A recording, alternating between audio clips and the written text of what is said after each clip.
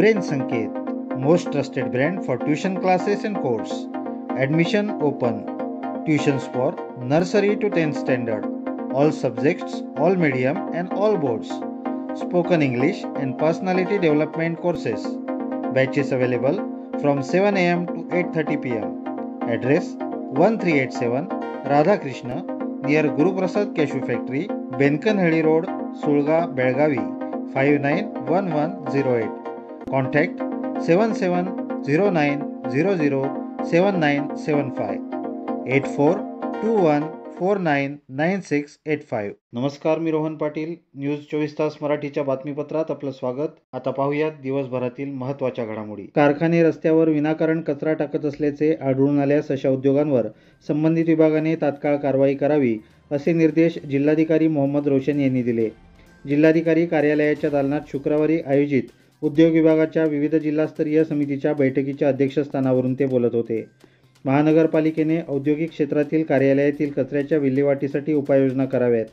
तेल, हस्तकला साहित्य, वाळू यासह इतर प्रकारच्या घनकचऱ्याची विल्हेवाट लावण्यासाठी महापालिका आणि खाण व भूविज्ञान विभागाने कार्यवाही करावी, असे ते म्हणाले. औद्योगिक क्षेत्रातील विविध कारखान्यातील कचऱ्याचा पुनर्वापर करण्यास परवानगी नाही. त्यामुळे पर्यावरण प्रदूषण नियंत्रण मंडळाच्या मार्गदर्शक तत्वांनुसारच कचऱ्याची विल्हेवाट लावावी. कचऱ्याच्या विल्हेवाटीसाठी महापालिकेने कारवाई करावी, असे जिल्हाधिकारी म्हणाले. याला उत्तर देताना महापालिकेच्या अधिकाऱ्यांनी महापालिकेला केवळ औद्योगिक क्षेत्रातील कॅन्टीन आणि हॉटेलमधील कचरा टाकण्याची परवानगी आहे, असे सांगितले. विल्हेवाटीचा खर्च जास्त असल्याने इतर घनकचरा, वाळू आणि उपसा केलेल्या इतर साहित्याची विल्हेवाट लावणे महापालिकेला शक्य नसल्याचे त्यांनी स्पष्ट केले. या बैठकीत महापालिकेचे उपायुक्त विजयकुमार तलवार, कृषी विभागाचे सहसंचालक शिवनगौडा पाटील, उद्यान विभागाचे उपसंचालक मानतेश मुरगोड, हेस्कॉमचे अधिकारी आणि विविध कारखान्यांचे मालक उपस्थित होते.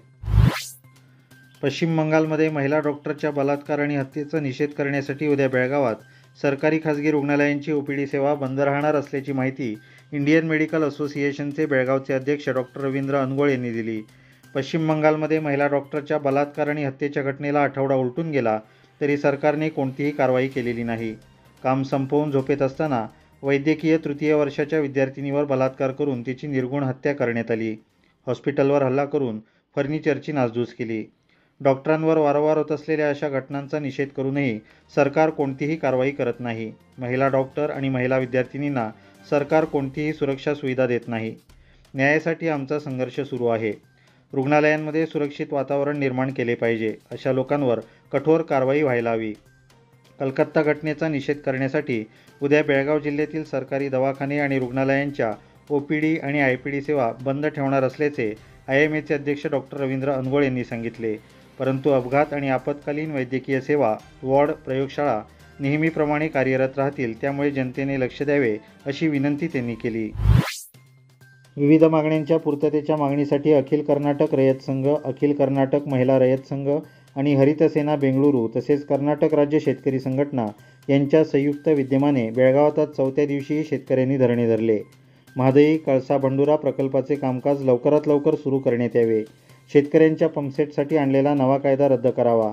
गेल्या काही वर्षांपासून अतिवृष्टी आणि पावसाअभावी शेतकरी हवालदिल झाला असून सहकारी व राष्ट्रीयीकृत बँकांचे कर्ज माफ करावे.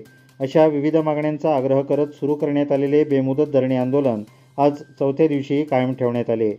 शेतकऱ्यांच्या मागण्या मान्य करण्यात याव्यात यासाठी शेतकऱ्यांनी जोरदार घोषणाबाजी केली. यावेळी अखिल कर्नाटक रयत संघ, अखिल कर्नाटक महिला शेतकरी संघ व रयत सेना आणि विविध शेतकरी संघटनेचे नेते तसेच शेकडो शेतकरी उपस्थित होते. विविध संस्थांमध्ये ठेव डिपॉझिट दाखल देण्यात आलेली रक्कम परत करण्यात येत नसल्याचे निदर्शनात येत असून यावर नियंत्रण मिळवण्यासाठी आणि ठेवीधारकांची होणारी फसवणूक टाळण्यासाठी अनियंत्रित ठेव योजना निषेध कायदा 2019 जारी करण्यात यावा, या मागणीसाठी आज ठगी पीडित जमाकर्ता परिवारातर्फे जिल्हाधिकाऱ्यांना निवेदन सादर करण्यात आले. अनियंत्रित ठेव योजना निषेध कायदा 2019 एकमताने मंजूर करण्यात आला. त्याची अंमलबजावणी करण्यात न आल्याचे निदर्शनात येत असून फसवणूक करणाऱ्या कंपन्या आणि सोसायट्यांमध्ये गमावलेली ठेव रक्कम परत मिळवण्यासाठी या कायद्याचा फायदा होईल, असे यावेळी सांगण्यात आले. उपरोक्त मागण्या मान्य न झाल्यास 1 सप्टेंबर 2024 रोजी तीव्र आंदोलन हाती घेण्यात येईल, असा इशारा देण्यात आला आहे. यावेळी ठगी पीडित जमाकर्ता परिवाराचे पदाधिकारी, सदस्य आणि ठेवीदार व गुंतवणूकदार उपस्थित होते. गणेश आर्ट्स कला केंद्र जुने बेळगाव. आपल्याकडे कोल्हापूर आणि कराडच्या सुंदर आणि सुबक घरगुती गणेशमूर्ती होलसेल आणि रिटेल दरात मिळतील. पत्ता: वडगाव मेन रोड, दत्त मंदिर बाजूला, Rukmini plaza, old super market complex. संपर्क: श्रीनाथ अष्टेकर 9611845614, गणेश अष्टेकर 9880603889. कित्तूर मार्गे धारवाड बेळगाव रेल्वे मार्गासाठी भूसंपादन जवळपास पूर्ण झाले असून केवळ 10 किलोमीटर भूसंपादन बाकी आहे असे स्पष्ट करून हा प्रश्न लवकरच सोडवला जाईल असे आश्वासन सार्वजनिक बांधकाम आणि बेळगाव जिल्हा पालकमंत्री सतीश जारकिहोळी यांनी काल गुरुवारी बेळगाव येथे दिले.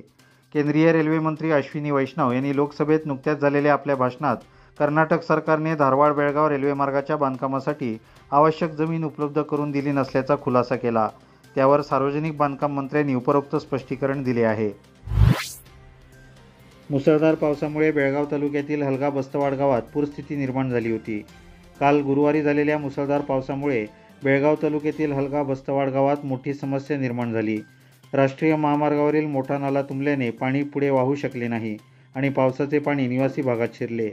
रस्त्यांना नदीचे स्वरूप आले होते आणि जनतेचे खूप हाल झाले.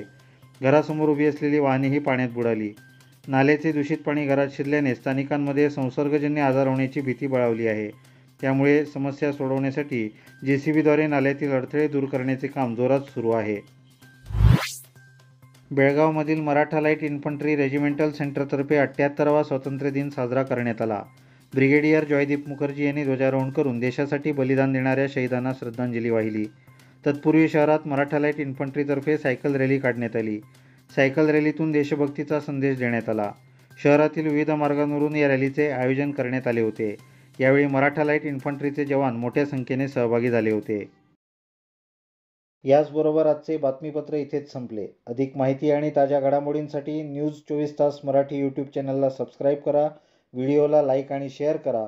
तसेच न्यूज 24 तास मराठीचे फेसबुक पेज फॉलो आणि लाईक करायला विसरू नका. धन्यवाद.